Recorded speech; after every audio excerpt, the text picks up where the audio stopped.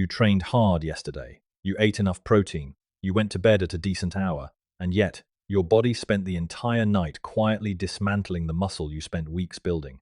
Not because of your diet. Not because of your workout. Because of the way you slept. I know that sounds extreme, but here's what the science says, and I want you to sit with this for a moment. Between roughly 1 a.m. and 3 a.m., your body enters what researchers call the anabolic window of sleep. Growth hormone secretion peaks, testosterone pulses, muscle protein synthesis, the biological process where your body actually builds and repairs muscle fiber, runs at its highest rate of the entire 2-4-hour cycle. But here's the brutal catch. For men over 60, that window is already shrinking. Anabolic hormone output drops by 60 to 70% compared to your 30s, which means every single variable that either protects or destroys that window matters more now than it ever has. And one of the biggest variables is something almost no one is talking about: your sleep position. Tonight, I'm going to walk you through 4 discoveries that will completely change how you think about recovery after 60. You'll learn the exact hormonal mechanism that makes most common sleep positions actively catabolic, meaning muscle-destroying for older men. You'll learn the single sleep posture that research links to improved lymphatic clearance and reduced cortisol load overnight. You'll learn how breathing patterns during sleep directly suppress or amplify testosterone output. And at the end, I'll give you the force multiplier. One simple pre-sleep habit that doubles the effectiveness of everything else. Let's get into it. 1.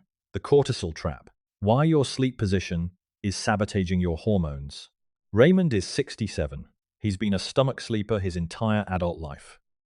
He does everything right. Resistance trains 3 days a week, hits his protein targets, avoids alcohol. But for 2 years, he's plateaued. His strength isn't improving. His body composition is stuck. His doctor told him his morning cortisol levels were on the high end of normal. Raymond didn't connect those two things. I did. Here's the mechanism you need to understand. Your body runs on what's called the HPA axis, the hypothalamic pituitary adrenal axis. Think of it as your internal command center for stress response. When the HPA axis gets activated, it fires cortisol into your bloodstream. Cortisol, in short bursts, is useful. But chronically elevated cortisol overnight is one of the most powerful muscle-wasting compounds your own body produces. It directly inhibits mTOR, the master anabolic switch that signals your muscle cells to grow and repair. When mTOR is suppressed, your body doesn't build muscle, it breaks it down. This is called catabolism, and sleep is when it most silently happens. Now, why does sleep position matter here? Stomach sleeping, and to a significant degree, back sleeping with poor spinal alignment, compresses the thoracic spine and restricts diaphragmatic breathing. Restricted breathing, even subtle, even unconscious, triggers a low-grade stress response in the autonomic nervous system. The body interprets the physical compression as a mild threat. The HPA axis taps on. Cortisol rises. Overnight, across 7 or 8 hours, that low-grade hormonal pollution adds up. Raymond wasn't failing because of his workouts. He was being chemically undermined while he slept. The fix isn't complicated, but it has to be deliberate. And brings us to what the science is increasingly calling the optimal recovery position for men over 60, which I'll break down in detail in Chapter 3. First, you need to understand what's happening to your breathing while you sleep, because that's where the testosterone equation enters the picture, and it's bigger than most men realize. 2. The breathing testosterone connection, the overlooked night thief. Gerald is 71, never snored loudly, never woke up gasping. His wife didn't complain, so when his doctor suggested a sleep study, he almost didn't go. The results showed Gerald was experiencing 22 micro-arousals per hour. Brief, subconscious wakings, his brain triggered to reopen a partially collapsed airway. Gerald never felt them, but his testosterone did. Here's the biology. Testosterone secretion during sleep is tightly coupled to sleep architecture, specifically to the deep, slow-wave sleep stages called N3 and REM. During these stages, your pituitary gland fires luteinizing hormone in pulses. LH is the upstream signal that tells your testes to produce testosterone. Interrupt those pulses even partially, and testosterone output drops. Research from the University of Chicago found that reducing sleep from 8 hours to 5 hours lowered daytime testosterone levels in young, healthy men by 10 to 15% in just 1 week. Now, apply that to a 65-year-old man whose baseline testosterone is already 40% below peak, and whose deep sleep stages have already shortened with age. The compounding effect is severe. The breathing position link works like this. When you sleep on your back, particularly without proper cervical support, the tongue and soft palate fall posterior backward toward the throat. This narrows the upper airway. The body doesn't need to stop breathing entirely for damage to occur. Even a 15% reduction in airflow increases airway resistance, which elevates sympathetic nervous system activity, which fragments sleep architecture, which kills testosterone pulses. Think of your airway like a garden hose. You don't have to pinch it completely shut to lose water pressure. A partial kink across 7 hours is enough to ruin the flow. For men over 60, this is compounding on top of an already compromised hormonal baseline. The goal is not just to sleep longer. The goal is to sleep in a position that keeps the airway mechanically open, cortisol physiologically low, and the deep sleep stages structurally intact. And one position does this better than any other. 3. The optimal position, what left-side sleeping does to your recovery. Victor is 68, a retired contractor. Physically strong for his age, but waking up every morning stiff, foggy, and feeling like he hadn't actually rested. He started left-side sleeping on the recommendation of his cardiologist, unrelated to fitness, related to acid reflux. Within 3 weeks, his morning energy changed. His strength training sessions started feeling different. More recovered. He couldn't explain it. I can. Left-side sleeping activates 3 distinct recovery mechanisms that are particularly powerful for men over 60. Let's take them in order. First, the glymphatic system. Your brain has a waste clearance mechanism called the glymphatic system. During deep sleep, cerebrospinal fluid pulses through channels alongside blood vessels and flushes out metabolic waste products, including beta amyloid and tau proteins, both associated with cognitive decline. Research from the University of Rochester found that lateral, specifically left-side sleeping, optimizes the efficiency of glymphatic clearance compared to back or stomach positions. Better brain clearance means better quality sleep architecture. Better architecture means more time in the deep stages where anabolic hormones do their work. Second, the lymphatic drainage angle. Your thoracic duct, the largest lymphatic vessel in the body, drains into the left subclavian vein. Sleeping on your left side uses gravity to support lymphatic return. The movement of metabolic byproducts, inflammatory cytokines, and immune complexes out of tissue and back into circulation for processing. Reduced overnight inflammation means the muscle protein synthesis happening in your muscle cells faces less biochemical interference. Third, the airway geometry. On your left side, with appropriate pillow support, the airway stays more naturally open than in any back sleeping configuration. The tongue rests forward, the soft palate doesn't collapse, sympathetic nervous system activation stays lower, sleep architecture stays deeper, longer. Here is the precise protocol. Use a pillow that keeps your head and cervical spine neutral, not flexed upward or dropped downward. A medium firm pillow at 4 to 5 inches of loft works for most men. Place a pillow between your knees to align your pelvis and lower back. This is critical without knee support. Left-side sleeping creates hip rotation that loads the lower back and actually increases overnight cortisol in men with lumbar sensitivity. If you're managing any hip or shoulder issue, start with just 20 to 30-minute blocks and build from there. This is not an extreme intervention. Your joints adapt quickly. 4.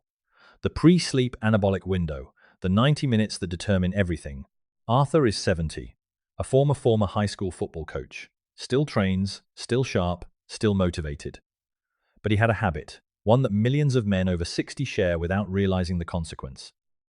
Every night, around 9:30 p.m., he'd sit in his recliner under bright overhead lights, watching the news for an hour before bed. Sometimes he'd have a small glass of bourbon. Sometimes he'd scroll his phone for 20 minutes before putting it down. He slept 7 hours every night and still felt like something was wrong. His training wasn't translating. His recovery felt incomplete. The problem wasn't the duration of his sleep. It was what he was doing to his neuroendocrine system in the 90 minutes before he closed his eyes. Here's the mechanism. Melatonin, your primary sleep onset hormone, begins secreting from the pineal gland roughly 90 to 120 minutes before your natural sleep time. This melatonin onset is what suppresses core body temperature, quiets the sympathetic nervous system, and creates the physiological conditions that allow growth hormone to pulse at sleep onset. But melatonin secretion is acutely sensitive to light, specifically blue spectrum light in the 460 to 480 nanometer wavelength range. That's the spectrum emitted by LED overhead lights, television screens, and smartphones. Even moderate blue light exposure in the 60 minutes before bed can suppress melatonin production by up to 50% and delay onset by 90 minutes. When melatonin is suppressed, the cascade collapses. Core temperature doesn't drop on schedule. The pituitary doesn't fire growth hormone with full amplitude at sleep onset. That first deep sleep cycle, which delivers your largest single pulse of growth hormone for the entire night, becomes blunted or delayed. For a 5-year-old man, that first pulse is not optional. It may be the majority of his nightly anabolic signal. The alcohol compounds this. Alcohol metabolizes into acetaldehyde, which specifically fragments REM and N3 sleep architecture in the second half of the night. It feels sedating. It actually destroys sleep quality at the biological level. Arthur made 2 changes. He switched to amber spectrum lighting after 9 p.m. He cut the evening alcohol to 2 nights a week maximum. Within 6 weeks, his morning recovery scores, measured by resting heart rate variability, a reliable proxy for ANS recovery, shifted meaningfully. His training started translating again. He didn't change his workouts. He changed his pre-sleep biology. Before I give you the force multiplier, I want to ask you something directly. Of the 4 mechanisms we've covered, cortisol overnight, breathing and testosterone, sleep position, and the pre-sleep window, which one do you think is your biggest leak right now? Drop it in the comments. I read them, and I use them to build the next video. Your answer might be exactly what 500 other men watching right now need to hear. Here's the force multiplier. It takes 4 minutes, it costs nothing, and it doubles the effectiveness of everything else I've described. 30 to 45 grams of slow-digesting protein, casein from cottage cheese or Greek yogurt works well, consumed 30 to 60 minutes before sleep. Here's exactly why this is not just eat before bed advice. It's targeted nutritional timing based on muscle protein synthesis kinetics. Research from Maastricht University demonstrated that pre-sleep protein ingestion in older men directly stimulated overnight muscle protein synthesis rates independent of daytime protein intake. The mechanism involves leucine, the anabolic amino acid, triggering mTOR complex 1 signaling in muscle tissue, at exactly the window when growth hormone is pulsing, and the body is in active repair mode. Casein digests slowly over 5 to 7 hours, which means it feeds that mTOR signaling continuously across the entire deep sleep period, rather than spiking and crashing the way fast-digesting whey does. For men over 60 dealing with anabolic resistance, the blunted sensitivity of aging muscle to protein signals. This pre-sleep leucine hit acts as a direct bypass. It overrides part of the resistance by flooding the system with the precise trigger molecule at the precise biological moment. It is, mechanistically, the single most efficient recovery nutrition window in the 2-4 hour cycle, and most men skip it entirely. Here's what I want you to understand about everything we covered tonight. None of this is complicated. None of it requires a gym membership or an expensive protocol. It requires knowing what's actually happening inside your body and making deliberate, intelligent decisions based on that knowledge. You just spent 20 minutes learning about your glymphatic system, about how your HPA axis can sabotage muscle you've already built, about the airway geometry that either protects or destroys your testosterone pulse overnight. Most men your age have never heard any of this. They're training hard, eating well, and still wondering why recovery feels harder every year. They don't know about the position. They don't know about the pre-sleep window. They don't know about the force multiplier. But you do now. That's not a small thing. That's the difference between geometry that ages and geometry that optimizes. You belong to the second group, the top 5% who treat their body with the same precision they'd apply to anything else worth protecting. Sleep is not downtime. Sleep is the most anabolic period of your entire day. Protect it like it matters, because it determines everything that happens when you wake up. Train hard, recover harder, and build a version of yourself that keeps getting stronger.